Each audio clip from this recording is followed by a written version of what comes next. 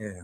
마태복음의 시작은 예수님의 족보로 시작을 합니다. 그래서 아브라함의 자손이고 다윗의 자손이신 예수 그리스도의 세대한 책이다 이렇게 시작을 하면 족보가 쭉 나오죠. 그래서 예수님을 이제 믿도록 하고 구원받은 사람들에게 제가 성경책 읽으세요라고 하는데 마태복음부터 읽으면 이렇게 아니 무슨 족보 이야기만 이렇게 나오냐고 하는 사람들이 예전에 많았었죠. 그래서 요한복음부터 읽어라 그런 내용이 이렇게 나온 건데 족보부터 시작하는 이유는 간단합니다.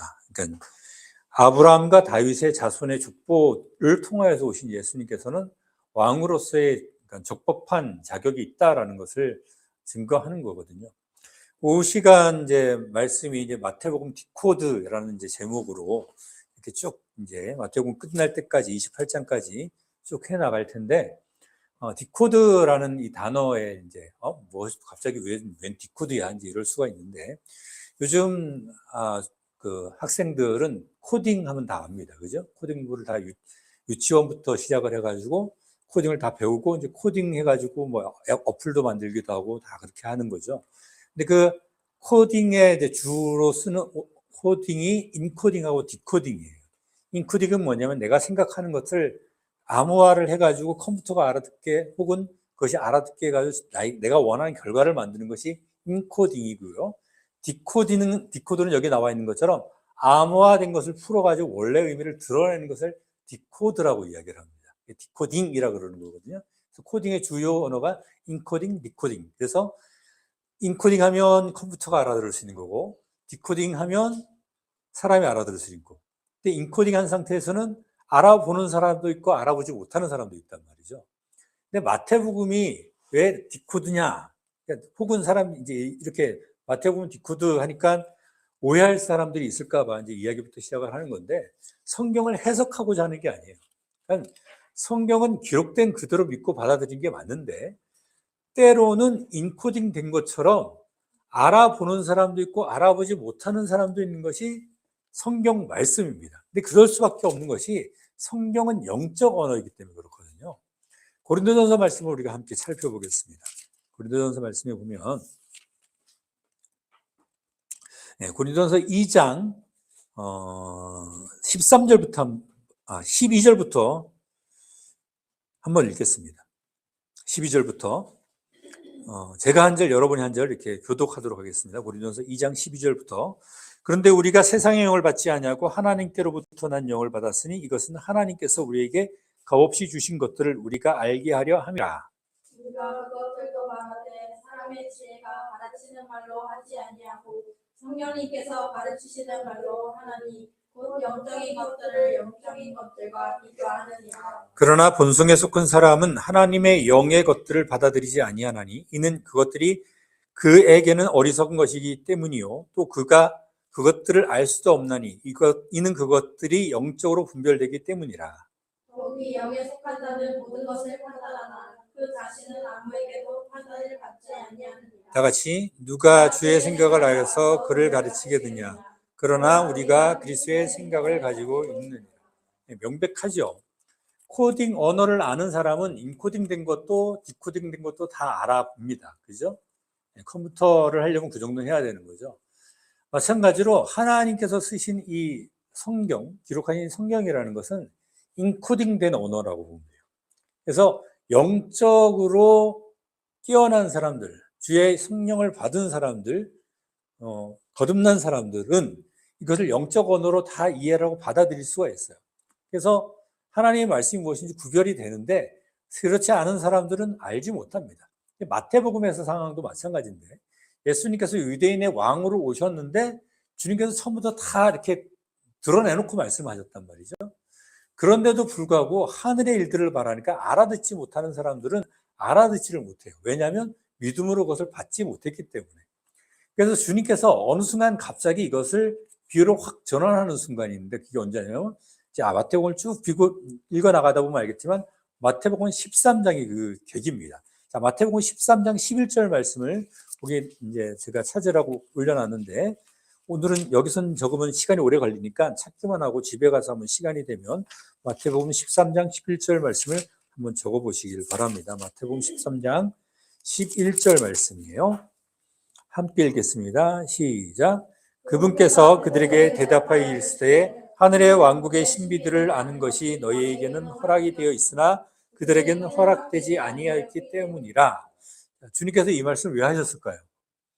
예수님을 따르는 제자들은 예수님의 말씀을 믿기 때문에 주님께서 왕국을 선포하셨을 때 그 왕국을 다 받아들였지만 그렇지 않은 사람들은 왕국을 받아들이지 않기 때문에 주님께서 하시는 말씀이 다 가짜처럼 느껴진단 말이에요. 그러니까 그것을 주님께서는 허락하지 않는 거예요. 믿음이 없으니까. 근데 믿음 있는 자들에게는 그걸 허락하시니까 어떻게 합니까? 갑자기 마태복음 13장에 나오면서 주님께서 비유로 말씀을 하시는 거예요. 그전에는 비유로 말씀하지 않고 그냥 하나님의 왕국이 이러한 것이다. 마음이 온유한 자는 주님의 나라를, 주님의 땅을 유업으로 받을 것이다. 뭐 이런 얘기를 주님께서 대놓고 하신단 말이에요. 그래서 그리고 회개하라. 주님의 왕국이 가까이 왔다. 이렇게까지 말씀을 하셨는데 사람들이 회개하지 않으니까 막 한탄하시는 모습이 막 9장부터 막 나와요. 두로와 시돈 이런 이야기를 하다가 13장에는 갑자기 근데 사람들을 모아놓고 비유를 이야기하니까 제자들이 이상한 거예요. 주님께서 막 그냥 막 얘기하다가 갑자기 비유로 얘기하니까 주님 왜 비유로 말씀하시죠? 했을 때 주님께서 이 이야기를 하신 겁니다. 너희들한테 허락되는데 쟤네들 허락 안 됐으니까 이 인코딩된 비유로 만들어 베풀어진 이 말씀을 내가 너희들한테 풀어서 얘기해 줄게 라면서 지금 오늘 말하는 걸로 치자면 디코딩 해가지고 제자들에게 말해주는 게 그 얘기예요. 그래서 뭐 밭은 뭐고 세상이고 뭐 씨는 말씀이고 이렇게 해가지고 다 풀어주신다는 거죠. 마태복음 13장 13절을 다시 한번 읽어봐도 똑같습니다. 내용이 13장 13절 다시 한번 읽어볼게요. 시작. 그러므로 내가 그들에게 비유들로 말하는 이유는 그들이 보아도 보지 못하고 들어도 듣지 못하며 깨닫지도 못하기 때문이라. 어차피 알아듣지 못하는 사람들은 인코딩된 내용 그 결과만 보고 그냥 이러면 끝나는 거잖아요. 그죠? 그 내용이 뭔지 모른단 말이에요. 로봇가 이렇게 가 저렇게 가 저렇게 가 저기까지 가도록 하는 게 코딩을 해야 돼요. 근데 코딩된 내용을 몰라도 어쨌든 결과는 보이잖아요, 이 사람들. 그죠? 결과는 보이는데 왜 그렇게 되는지 알아 몰라. 모르죠. 갑자기 로봇이 얘가 뭐 이렇게 하더니 갑자기 이렇게 가 여기 피해가 저렇게 갔어. 뭐지? 이렇게 되는 거잖아요. 그죠? 근데 그걸 아는 사람도 누가 아는 거야? 그걸 코딩 한 사람은 알잖아요. 그죠? 그러니까 주님께서 결과만 보고 니들은 나중에 깜짝 놀래라. 그냥 어차피 안 받아들이니까. 결과를 보고 이제 놀라게 되겠죠. 주님의 심판 때. 근데 알게 된 사람들에게는 어떻게 한다? 주님께서 이 비유로만 얘기하지 않고 풀어서 얘기를 해주시는 겁니다. 그래서 그 디코드라는 단어를 마태복음 디코드라는 말을 이제 그렇게 했는데 마태복음 디코드 시리즈 오늘 첫 번째 날인데 암호명이 왕국복음 이렇게 됐어요. 이게 왜 왕국복음이냐? 마태복음 4장 23절을 한번 보겠습니다. 마태복음 4장 23절 함께 읽겠습니다. 마태복음 4장 23절 말씀이에요. 자, 함께 읽겠습니다. 시작. 예수님께서 온 갈릴리 두루 다니며 그들의 회당에서 가르치시고 왕국의 복음을 선포하시며 백성 가운데서 온갖 종류의 질환과 온갖 종류의 질병을 고치시니 주님께서 가장 처음 하신 사역이 뭔지 아십니까? 왕국 복음을 증거하는 거예요. 개역 성경에는 천국 복음이라고 이제 번역이 되어 있는데 천국이라고 번역을 한 것이 중국 분위기하고 우리나라 분위기가 좀 달라요. 그래서 그게 오해가 생겼어요. 천국이라고 할 때 중국 같은 경우는 아주 오래전부터 황제국이었고 왕국이었기 때문에 그냥 천국만 하더라도 왕이 통치하는 나라가 됐단 말이에요. 천국이란 말이란 그 번역 자체가. 근데 이게 개역 성경 천국으로 딱 오면서 어떤 일이 생겼냐면 마태복음에만 나오는 단어임에도 불구하고 천국. 근데 사람들이 주로 한국 사람은 천국이라 하면 이해하는 게 뭐예요? 죽어서 가는 하늘나라를 생각을 하잖아요. 그죠? 근데 이 마태복음에 나오는 그 천국이란 바실레이아톤 우라논이라고 헬라어로 되어 있는 이 단어는 주님께서 실제로 통치하는 왕국을 얘기합니다. 주님께서 실제로 통치하는 왕국. 계속 그 얘기예요. 마태복음에만 등장을 해요. 그 개역 성경에도. 근데 다른 마가복음, 누가복음에 있는 하나님의 왕국, 그러니까 하나님의 나라라고 이제 개역 성경 번역되어 있는데 그것과 혼동되어서 쓰여지는 거예요. 물론 같이 일맥상통하는 부분이 있지만 이것은 우리가 주기도문에서도 잘 아는 것처럼 뜻이 하늘에서 이룬 것 같이 땅에서도 이루어지이다 이렇게 기도를 하잖아요. 제자들한테 기도를 가르치시면서. 근데 하늘에서는 뜻이 이미 하나님의 뜻이 이루어져서 하나님의 왕국이 이루어져 있어요. 그죠? 그러니까 죽어서 가는 하늘나라 낙원이 그렇게 돼 있단 말이에요. 근데 그 하늘에서 이루어진 것을 어디에서도 이루려고 오신 거예요, 예수님께서? 이 땅에서도 이루려고 오셨는데 그 왕국이 뭡니까? 유다 왕국이에요. 다윗의 왕자로부터 쭉 이어지는 그 다윗의 왕자에서 주님께서 실제로 통치하시는 왕국인데 이거를 누가 거부합니까? 유대인들이 다 통째로 거부해버리는 거예요. 그래서 이 왕국 복음이 뭔지에 대해서 이해하지 못하면 마태복음을 통째로 꽈버리는 거죠. 누구처럼? 예, 여호와의 증인들처럼. 이 왕국이라는 말을 한국 그 이단교에서 제일 많이 하는 데가 여호와의 증인입니다. 근데 너무 좋은 말을 자기네들만 써요. 주님께서 통치하시는 왕국인데 그들은 이 왕국을 마태복음 상황에 있는 주님께서 이 땅에서 통치하시는 왕국을 영원한 왕국으로 착각을 해요. 이게 아닙니다. 나중에 주님께서는 하늘과 땅과 그리고 무형의 하나님의 왕국까지 다 하나로 통합시키는 것이 새 하늘과 새 땅이에요. 이때는 새 하늘, 새 땅, 그리고 새 예루살렘 이렇게 이루어지거든요.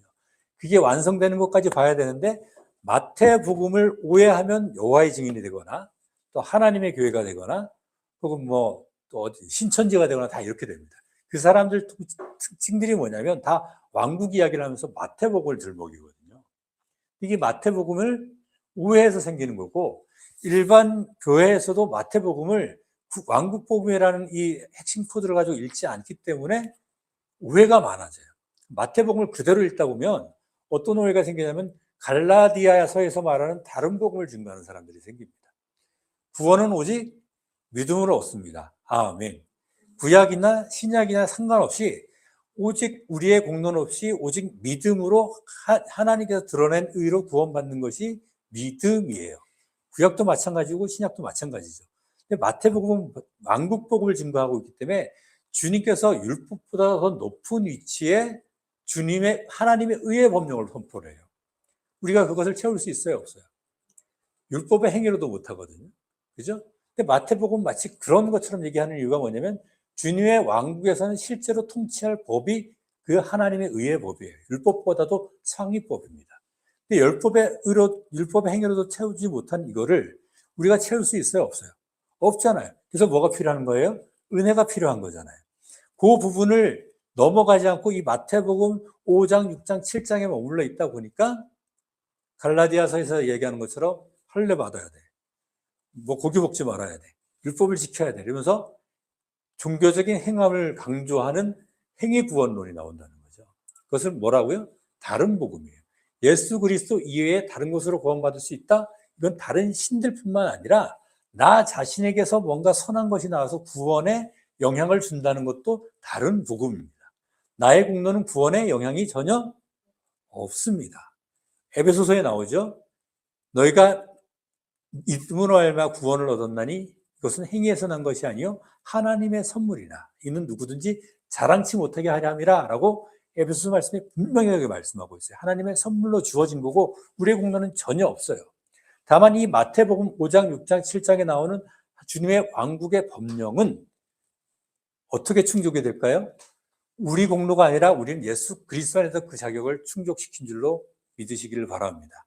그래서 마태복음을 읽는 시선 자체가 완전히 달라지는 거예요. 우리는 이 왕국 복음보다 더 넓은 이미 예수 그리스도를 믿고 거듭났고 하나님께서 우리를 의롭다고 인정을 해주셨잖아요. 그러면 이 법령보다 더 밖에 있어요? 더 안에 있어요? 밖에 있어요. 율법을 초월했어요, 이미 우리는. 그죠? 그래서 율법보다 더 완전하게 살아가야 되는데 그거를 잘 모르는 경우가 그렇게 되는 겁니다. 자, 오늘은 마태복음 개요만 하고 이제 끝낼 텐데 마태복음의 전체 주제는 왕국입니다. 왕국. 그 왕국도 무슨 왕국이냐면 하늘의 왕국. 개역 성경은 천국이라고 번역됐어요. 중국어 성경에 천국이라고 번역을 해서 이게 이제 개역 성경 천국으로 번역이 됐는데 우리가 알고 있는 그 천국 아닙니다. 죽어서 가는 하늘나라가 아니고 하늘의 왕국. 그러니까 바실레이아 톤 우라논 헬라어로는 그렇게 됐고 킹제임스 성경은 Kingdom of Heaven 이렇게 번역이 되어 있습니다. 자, Kingdom of Heaven이라고 그랬잖아요. of라는 것은 뭐죠? 뭐뭐의 소유를 나타내죠. 그죠? 그죠? 그러면 Kingdom of Heaven을 그대로 한번 해석을 해봐요. 하늘의 왕국이죠. 하늘의 소유가 되어 있는 왕국이라는 거예요. 그러니까 주님께서 제자들에게 기도를 가르치면서 뜻이 하늘에서 이룬 것 같이 땅에서 이루어지다 이 의미가 뭔지 분명해지죠. 이미 하늘에서는 그것이 이루어져 있어. 근데 이 땅에 주님께서 선포하신 왕국이 뭡니까? 그 하늘에 하나님께서 이미 아버지께서 이루어 계신 그 왕국이 이 땅에 그대로 이루어지기 때문에 소속은 어디가 되는 겁니까? 땅에 있지만 땅이 아니라 하늘에 소속이 되어 있다는 거예요. 그래서 Kingdom of Heaven이라는 것에 대한 의미가 그렇게 살아나는 겁니다. 그 왕국이에요. 이게 어디서부터 이어진 겁니까? 아브라함에서부터 시작이 돼서 하나님께서 아브라함에게 보여주신 것이 이거였습니다. 자, 히브리서 11장을 한번 가보겠습니다.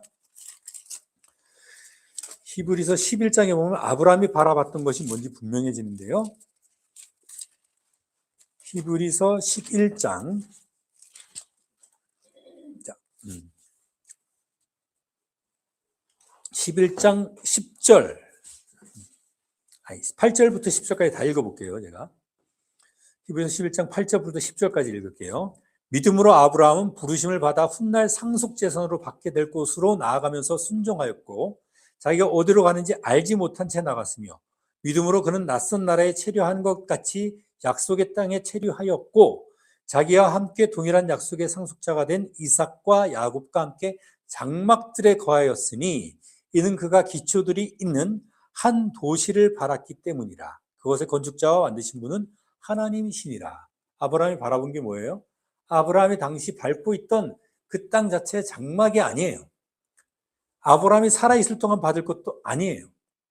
앞으로 이루어질 왕국이 주님께서 세우실 이 도시라고 되어 있는데 시티라고 되어 있잖아요. 예루살렘을 이야기하는 건데 시티라는 게 우리가 생각하는 도시랑은 좀 다릅니다.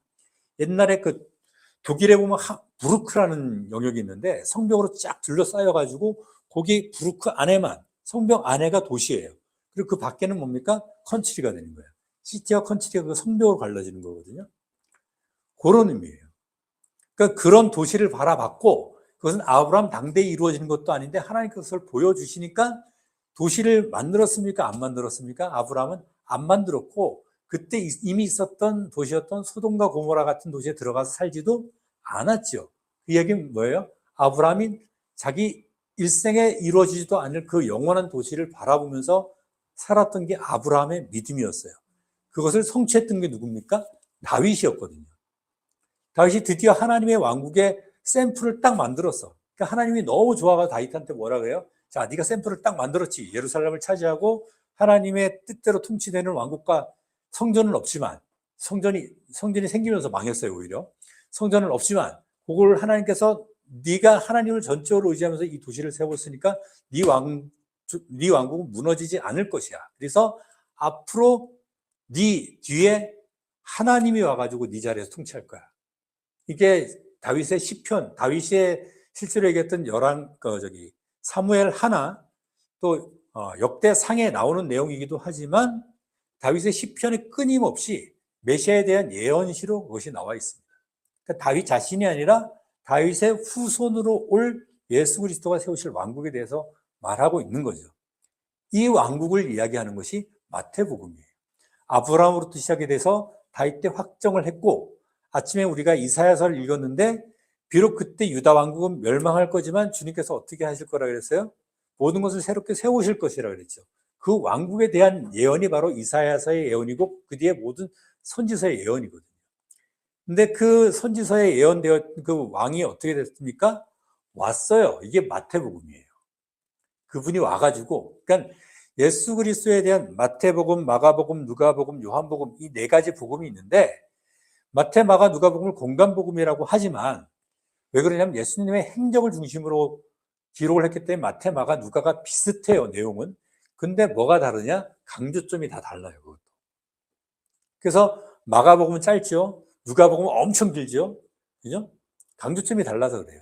이게 그럼에도 불구하고 마가복음에 더 긴 이야기도 있어요. 왜 그럴까요? 강조점이 달라서 그래요. 신학자들이 얘기하는 것처럼 마가복음이 제일 먼저 써지고 뭐 이걸 베끼고 저걸 베끼고 아니에요. 하나님께서 마태에게도 성경을 쓰실 영감을 주시고 마가에도 성경을 쓰실 영감을 주시고 누가에게도 성경을 쓰실 영감을 주신 거예요. 그래서 각 강조점이 다르고 우리가 흔히 누가서신을 해서 누가복음에서 사도행전으로 이어지는 것으로 생각을 많이 하는데 실제로 성경의 흐름은 마태복음에서 마가, 누가, 요한복음은 부록으로 봐야 되고요. 예수님에 대해서 좀 더 폭넓게 이해하고 왕국이라는 관점에서 교회로 넘어가는 이 마태복음의 전체적인 관점에서 이해되는 것은 마가 누가로 넘어가는 게 아니라 사도행전으로 바로 넘어갑니다. 그래서 왕국이 유대인에게서 어떻게 취소되고 교회가 유대인에게 어떻게 세워졌는데 그 유대인도 취소되고 이방에게로 교회가 어떻게 넘어가는지가 뚜렷하게 보여주는 게 사도행전이죠. 그것을 설명하고 있는 게 로마서 11장입니다. 로마서 11장도 한번 볼게요. 로마서 11장 말씀을 함께 보면, 자, 하나님께서 교회들에게 이런 말씀을 해요. 이게 11장을 다 읽어야 되는데 1장 1절을 먼저 한번 읽을게요.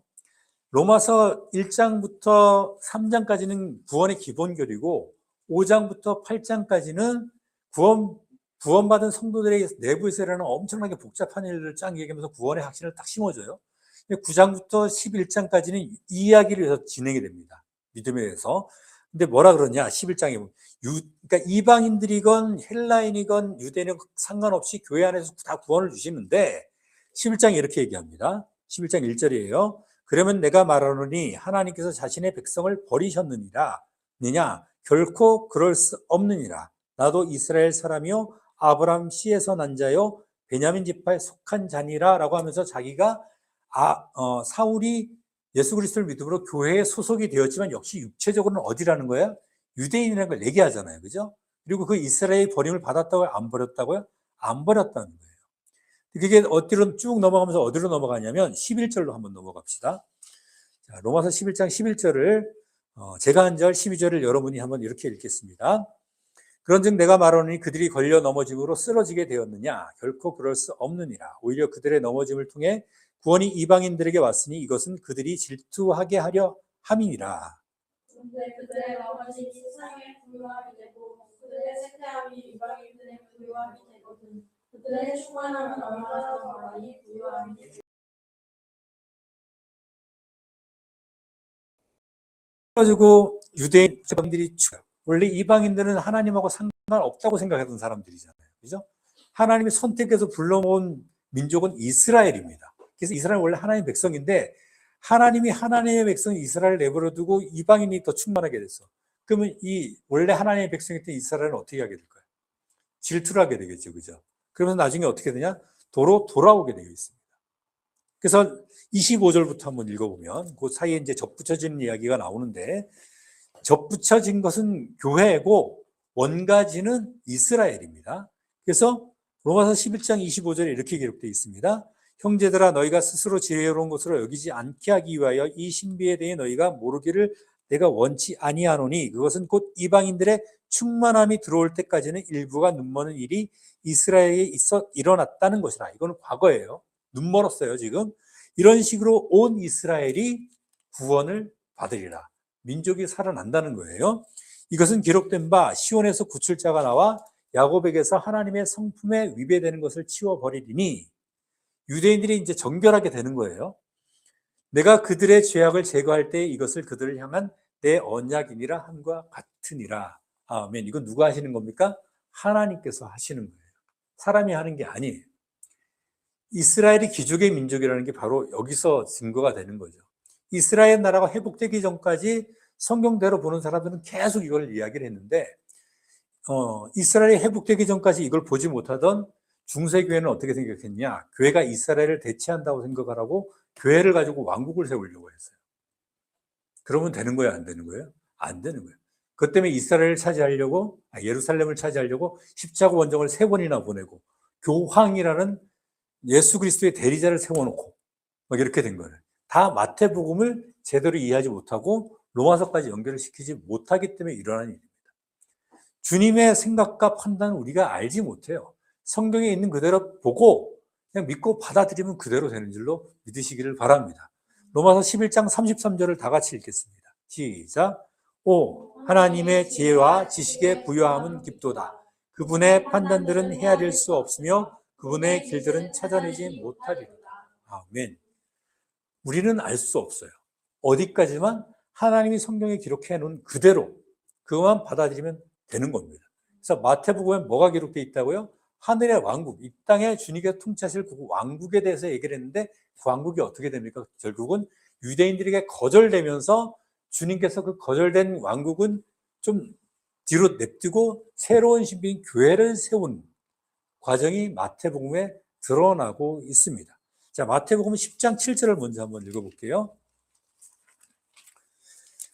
마태복음 10장 7절입니다. 자, 처음에 주님께서 하셨던, 그러니까 마태복음 13장의 비유로 말하기 전까지의 주님의 행적이 이렇게 이어졌다는 거예요. 처음에 왕국을 선포하셨듯이 마태복음 10장 7절에서는 제자들에게 이렇게 외치라고 그럽니다.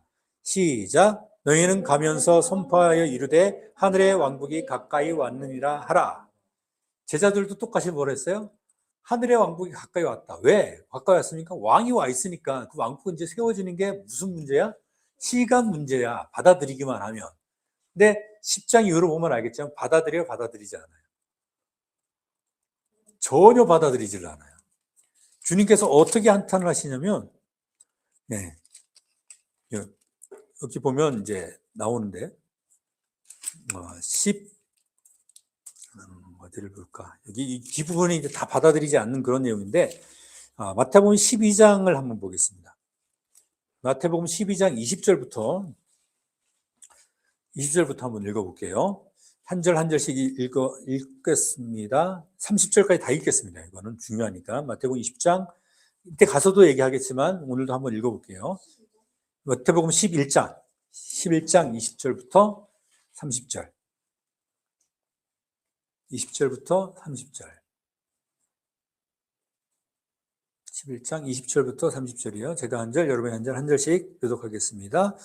그분께서 강력한 일들을 가장 많이 행하신 도시들이 회개하지 아니함으로 그때 그분께서 그 도시들을 꾸짖기 시작하시니라. 그러시나 내게 화가 있을지어다. 벳세다야 내게 화가 있을지어다. 내가 너희 안에서 행한 강력한 일들을 두로와 시돈에서 행하였더라면 그들이 벌써 오래전에 굵은 베옷을 입고 제 속에서 회개하였으리라. 그러나 내가 너희에게 이르노니 심판날에 두로와 시돈이 너희보다 더 견디기 쉬우리라. 그러나 내가 하늘까지 높여졌으나 지옥으로 떨어지리라. 내가 내 안에서 행한 강력한 일들을 소돔에서 행하였더라면 그곳이 이날까지 남아 있었으리라. 그러나 내가 너희에게 이르노니 심판날에 소돔 땅이 너보다 더 견디기 쉬우리라. 그때 예수님께서 응답하여 이르시되 오 하늘과 땅의 주이신 아버지여, 아버지께서 이것들을 지혜롭고 문제 있는 자들에게는 숨기시고 아기들에게는 드러내셨으니 감사하나이다. 과연 그러하니이다. 아버지여, 그리하심이 아버지께서 보시기 좋았나이다. 내 아버지께서 모든 것을 내게 넘겨주셨으니 아버지 외에는 아무도 아들을 알지 못하며 아들과 또 아들이 아버지를 드러낼 자 외에는 아무도 아버지를 알지 못하나이다. 수고하고 무거운 짐진 모든 자들아 너희는 내게로 오라. 내가 너희에게 안식을 주리라. 너는 마음이 온유하고 겸손하니 너희 위에 내 멍에를 메고 내게 배우라. 그러면 너희가 너희 혼을 위한 안식을 찾으리니 내 멍에는 쉽고 내 짐은 가벼우니라 하시니라. 아멘. 전체적인 구조에서 보면 예수님께서 왕국을 선포하시고 왕국 법령을 선포하시고 예수님이 그 왕이라는 것을 이사야서에 나오는 온갖 표적들을 다 행하시면서 성경대로 행하시면서 다 보여줬어요. 죽는 자들이 낫고 앉은 자들이 일어서고 걷고 뛰고 눈먼 자들이 보기 시작하고 이런 일들이 다 벌어지는 거예요. 눈앞에서 봤어요. 마귀들이 쫓아오고 제자들이 나가서 외치니까 또 그게 또 일어나요. 그럼 이쯤 되면 어떻게 돼요? 왕이 왔구나 이렇게 해야 되는데 계속 가로막는 사람들이 있어. 바리새인들, 사두개인들, 제사장들 아니야 그러니까 그런가 아닌가 사람들이다 보니까 도시들로서 받아들이질 않는 거예요. 주님께서 한탄하시는 장면이 오늘 장면이고 그 와중에도 주님께서는 뭐는 놓치지 않습니까? 개인에 대한 초청은 놓치지 않으세요. 수고하고 무거운 짐진 모든 자들아 이렇게 얘기를 하고 있어요. 그러니까 이스라엘은 버림을 받았지만 주님께서 개인은 버리셨다 안 버리셨다? 안 버리셨어요. 그 개인적으로 영접한 한 사람 한 사람을 이제 뭐로 주님께서 세우시기로 작정하신 거예요? 교회로 세우시기로 작정을 하신 겁니다. 그래서 마태복음 16장 18절을 보겠습니다. 교회라는 단어가 성경에서 처음 나오는 본문입니다. 마태복음 16장 18절. 이전까지는 교회가 뭔지도 몰라요. 물론 이 말을 듣고도 제자들은 이게 뭔지 몰랐어요. 자, 한번 읽겠습니다. 마태복음 16장 18절 시작. 내가 또한 내게 이르노니 너는 베드로라. 이 반석 위에 내가 내 교회를 세우리니 지옥의 문들이 그것을 이기지 못하리라. 아멘. 주님께서 뭐를 버리신 게 아까 봤어요? 유다는 버리셨어요. 이스라엘을 버리셨어요. 더 이상 알려주지도 않아요. 비유로 말씀하셨어요. 더 이상 디코딩하지 않습니다. 근데 주님께서 야 너희는 나를 누구라 하니까 베드로가 위대한 고백을 하죠. 그죠? 주는 그리스도시요 살아계신 하나님의 아들입니다. 예수님에 대한 그대로 고백을 해요. 이 고백 위에다가 주님께서 뭘 세우시겠다고요? 교회를 세우시겠다고 처음으로 언급을 하는 거예요. 그러니까 주님의 관심은 이제 어디에서 어디로 옮겨지는 겁니까? 처음에는 이방인들이 와가지고 고쳐주세요. 그 자녀의 떡을 갖다가 이방인에다 던져주는 게 아니야. 그러니까 부스러기도 목사입니다. 그래, 너 믿음이 좋다. 이렇게 구원해주는 이런 장면이 있잖아요. 주님의 관심이 이제는 그게 아니에요. 유대인들에게 던질 만큼 던졌어. 이제 안 받아들여. 그래서 주님께서 유대를 버렸어. 그 다음에 뭘 세워요? 이 믿음의 고백 이외에 주님을 그리스도시요 살아계신 하나님의 아들이라고 고백하는 사람들 위에 그 말씀 위에 뭘 세우는 거예요? 교회를 세워나가는데 교회의 주인은 누굽니까? 예수님이십니다. 아멘. 교회의 주인 누구라고요? 예수님이에요. 자, 여기서는 예수님께서 뭐라 해요? 내가 내 교회를 세운다 그랬어요. 교회의 주인은 누구라고요? 예수님이신 줄로 믿습니다. 우리가 오늘 개척 예배 처음 시작하는데 이걸 절대로 잊으면 안 돼요. 교회의 주인은 누구라고요? 예수님이에요. 내가 주인이 아니에요. 담임 목사가 주인이 아니에요. 성도가 아니에요.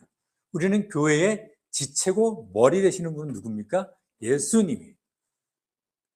그렇게 넘어가는 게 바로 이 마태복음에서 나옵니다. 이 과정을 못 보니까 이 앞에 것까지 다 교회에다 적용시키려고 그러다 보니까 어떤 일이 벌어져요? 네, 그런 일이 벌어지는 거예요. 온갖 성경적이지 않은 그런 일들이 그래서 벌어지게 되는 거예요. 그래서 우리는 교회가 주님의 교회라는 것 결코 잊지 말고 기억하시길 바랍니다. 예수님은 결국 거절된 왕이십니다. 예. 전도사님 오셨네? 오세요. 앉으세요. 예. 예. 자. 예수님은 마태복음에서 왕으로서 처절하게 아주 비참하게 거절을 당하십니다. 예수님 왕으로 입성하셨죠, 그죠? 나귀를 타고 겸손하게 말을 타지 않고 나귀를 타고 겸손하게 입성하십니다. 그때 아이들은 기뻐서 호산나라고 외쳐요. 왜냐하면 주님이 왕인 걸 아이들은 알아보니까 아까 성경에 읽었던 대로 아이들한테는 안 숨겼어 하나님이. 하나님이 거기에는 디코딩 해놨어. 그래서 아이들은 예수님께서 입성하는 걸 호산나 호산나 외치는데 그걸 거절하는 사람들이 누구였어요? 바리새인들, 사두개인들, 서기관들 이런 똑똑한 사람들은 예수님 왕이 아닌 거야. 그래서 쟤네들 좀 조용하게 하세요. 이렇게 하니까 예수님 뭐라 그래요? 야, 쟤들 조용하게 하면 돌들이 일어나서 소리를 외칠 거야. 주님께서 이제 그렇게 얘기를 하잖아요. 왕으로 입성하신 이후에도 예수님께서 왕으로서 계속 행적을 하십니다. 예수님의 집이 어디예요? 성전이에요. 왜 성전일까요? 성전은 하나님의 집이지. 예수님은 누굽니까? 예수님은 하나님이잖아. 근데 거기 성전에 딱 들어갔더니 뭐가 있어? 장사꾼들이 막 장사를 하고 있는 거야. 그래서 내 집에서 장사하는 사람 다 내쫓아요, 예수님. 그리고는 예수님이 이미 이제 유대인 버렸으니까 딱 외치죠. 이 성전 헐어버려. 내가 3일 만에 다시 지을게. 요게 딱 전환점인 거예요. 그 지점이 뭐냐면 성전을 헐라니까 눈에 보이는 성전은 주님께서는 이제는 필요 없는 거예요. 아까도 얘기했지만 다윗 왕 때의 왕국은 하나님께서 원하시는 모양이 딱 있었어요. 그래서 주님께서 이 다윗의 왕국은 버리지 않겠다고 딱 했거든. 그래서 다윗한테 주님께서 부탁한 게 뭐냐면 성전 짓지 말라니까 주님께서 이런다고요. 어떤 사람은 손에 피가 많이 묻어서 그렇다. 이건 다윗이 혼자 한 이야기고 하나님과 다윗이 대화하는 내용 보면 하나님께서 다윗한테 성전 필요 없어 이렇게 얘기를 하는 거예요. 다윗은 자기 혼자 성전 짓지 못한 것에 대한 아픔 때문에 자기는 왕궁이 있는데 성전이 없으니까 이게 마음이 아픈 거지. 다윗도 이제 눈을 영적으로 이렇게 열어보지 못한 거죠. 성막이 이미 있는데 성전 필요 없단 말이야. 이거 오헬보에드인 것처럼 하나님 지정한 장소가 있으면 거기 하는 주님이 나타나시는 건데. 근데 솔로몬이 성전을 지으니까 하나님이 기특해서 거기 계시겠다고 했단 말이에요. 기특해서. 왜? 솔로몬이 그 짓는 게 참 기특했다고, 좌우지간에. 그 정도 당시에 이스라엘의 왕국의 국력이면 성전보다도 왕궁을 더 먼저 지어도 되는데 어쨌든 성전은 먼저 지었거든. 성전, 왕궁 훨씬 더 크게 지은 오류가 있긴 하지만 솔로몬이. 근데 그 이후에 어떻게 됩니까? 성전을 지은 이후에 이스라엘은 급격하게 우상 숭배로 빠져버립니다. 산당들을 세우고 거기다 우상들을 세우고 성전에서 예배만 드리면 되는 거야. 이 성전이 돼요, 안 돼요? 안 돼요. 예배가 제사를 드리지만 하나님께서 받으시는 제사가 아닌 거예요. 그게 결국 와가지고 북이스라엘 사마리아 멸망하고 성전이 여기도 멸망시키고 그래서 70년 만에 돌아와서 성전을 복원하게 만들어줬더니 300년이 딱 지났는데 더해진 거네. 예수님이 와서 딱 보니까 성전이 필요 없어요? 없어요? 있어요? 없어요. 헐어버려. 내가 4일 만에 새로 지을 거야. 그때 선언 끝난 겁니다. 그때 성전은 끝난 겁니다. 그 후로 40년 뒤에 타이투스 장군이 그거를 헐어버린 게 아니고 예수님이 성전 무효선언을 해버린 거예요. 성전 헐라 이럴 때. 그래서 예수님 몸이 십자가를 지고 돌아가신 이후에 3일 만에 부활하면서 주님의 몸인 성전이 일어났죠. 주님의 몸인 성전이 어디입니까? 교회입니다. 믿으시면 아멘. 그러면 지금 성전은 누구예요? 교회입니다. 자, 요한복음 1장 11절을 한번 읽어보겠습니다. 교회. 네.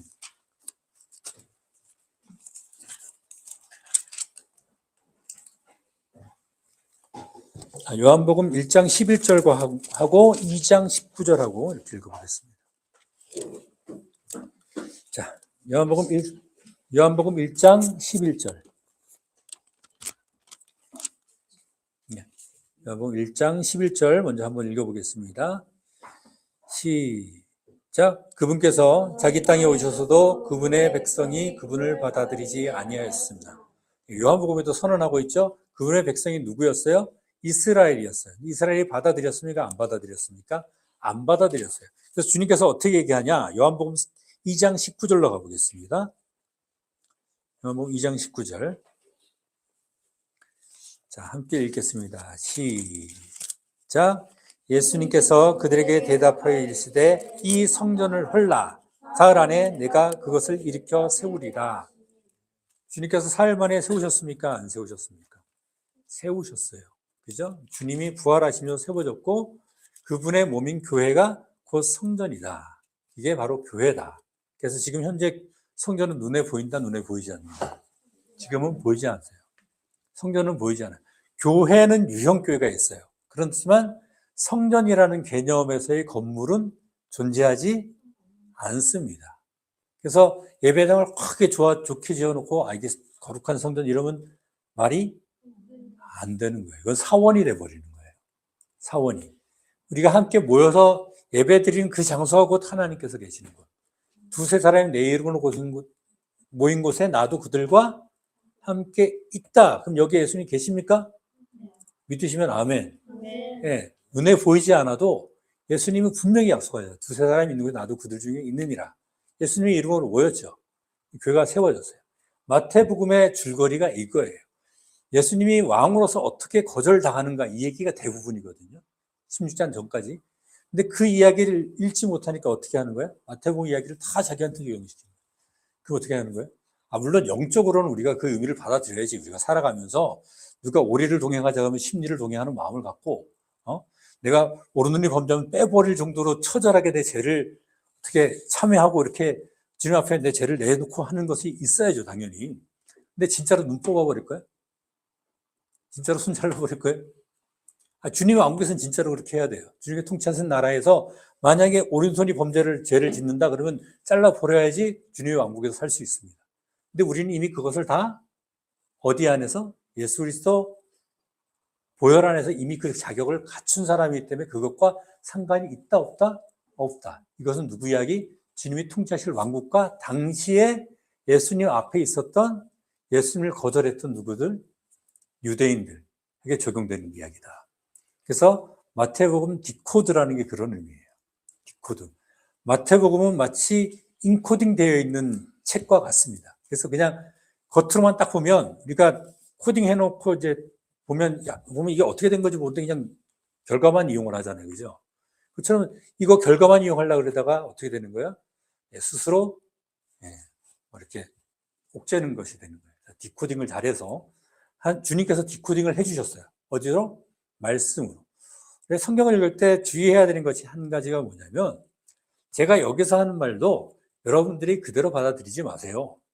진짜 성경에 그렇게 기록되어 있나 꼭 확인하시기를 바랍니다. 아멘? 네, 내 말씀으로 받아야지. 목사님이 얘기했으니까 맞겠지가 아닙니다. 성경에 진짜 그렇게 되어 있나 한번 직접 보세요. 베레아 사람들처럼. 근데 성경은 뭘로만 풀 수 있다? 성경은 성경의 기록대로만 푸는 거예요. 성경을 푸는 열쇠는 성경이다. 성경의 모든 예언은 사적으로 해석하지 말라고 되어 있습니다. Private interpretation이라고 그러는데, 프라이빗이 뭐냐면 개인적인 해석이에요. 성경을 읽고는 감동 오는 장면이 있지, 물론. 이제, 내가 막 어디가 되게 아팠어. 38년 병자 이야기를 읽었어. 3장에서. 예? 3장이 아니고 5장인가? 요한복음 5장에서 38년 된 병자를 낫게 하는 장면을 읽었어. 내가 병이 오래됐으니까 주님께서 내 병을 낫게 해주겠구나라고 개인적인 감동을 얻을 수 있겠죠. 근데 그게 개인적으로 적용되는 걸까요? 아니면 예수님께서 요한복음 5장에서 하시고자 하는 말씀이 따로 있는 걸까요? 후자겠죠, 그죠? 그걸 먼저 파악을 하고 내 개인적으로 적용시켜야 되는데, 사람들은 반대로도 안 가. 그냥 성경의 모든 이야기들 다 누구 얘기로만 받아들이는 거야? 내 개인적인 사적인 해석으로 다 하는 거예요. 그러면 성경이 어떻게 됩니까? 2단 되고 3단 되고 그러는 겁니다. 성경은 무엇으로 푼다? 성경의 구조 그대로 풀어야 되고, 그 구조를 볼 때 최소한도 책 안에서 볼 수 있어야 되고, 그 책이 마태복음이라는 책이 어디에 지금 위치해 있어요, 정확하게. 신약의 가장 처음이죠. 구약에서 어떻게 신약으로 넘어가는지를 설명해 주는 책은 그러면 당연히 어디 있어야 되겠어?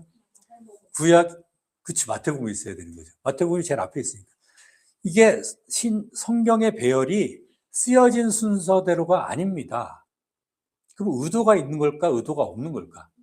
의도가 있는 거예요. 배열 자체가. 어성경 같은 것도 도움이 되는데, 어성경은 좀 그런 게 있어요. 어라성경이 읽어지는 이제 그건데, 자기가 읽기 편한 대로 막 넘나들어요. 그러면 성경의 배열된 순서를 이해를 못해요. 왜 그렇게 배열됐는지. 근데 성경이 배열된 건 창세기부터 요한계시록까지 배열된 게 다 이유가 있는 배열입니다. 사도 바울 선신도 로마서부터 데살로니가 전후서까지잖아요. 공동서신이. 데살로니가 전후서까지인데, 데살로니가 전후서가 사도 바울 선신 중에 제일 먼저 쓰여졌어. 근데 맨 뒤에 있어. 이유가 있을까 없을까? 이유가 있습니다. 다음에 이제 바울 서신을 공부하게 되면 또 그때 그건 또 이야기를 해줄게요. 왜 이 배열이 이렇게 됐는지. 이유가 있어요. 마태복음이 여기 있는 거는 구약에서 신약으로 어떻게 넘어가는지를 마태복음에 짠 보여주는 거거든요. 근데 그 지점을 읽지 못하면 오해가 생기는 거예요. 신약 시대는 언제부터, 신약 책은 마태복음인데 신약 시대는 언제부터 시작일까요?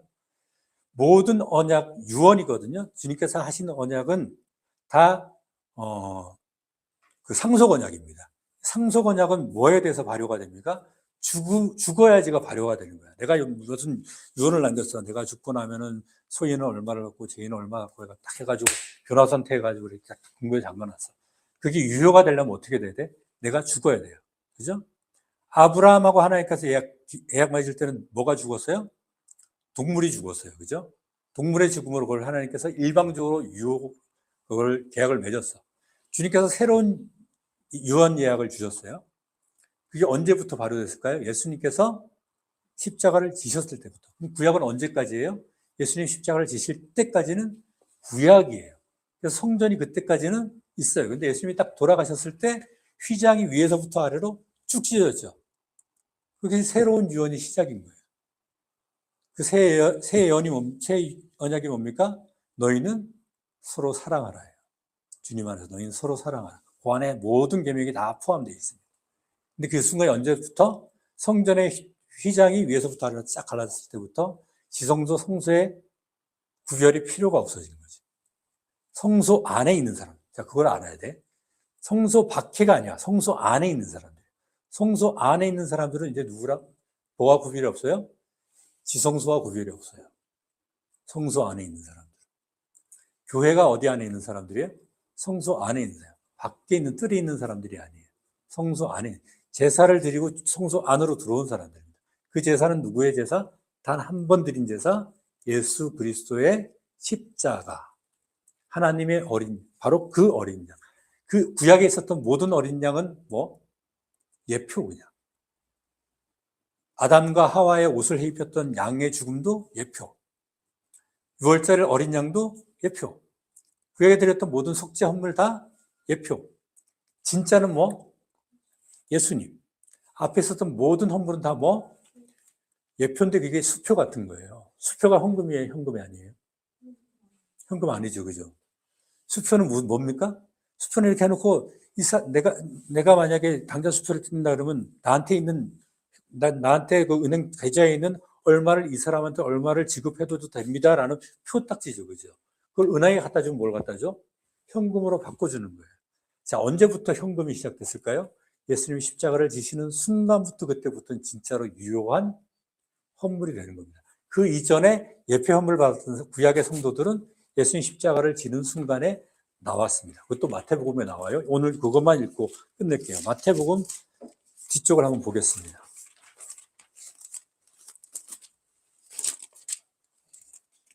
자,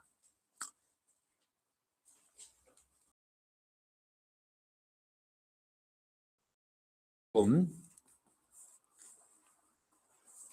27장 51절부터 53절까지 읽어보겠습니다.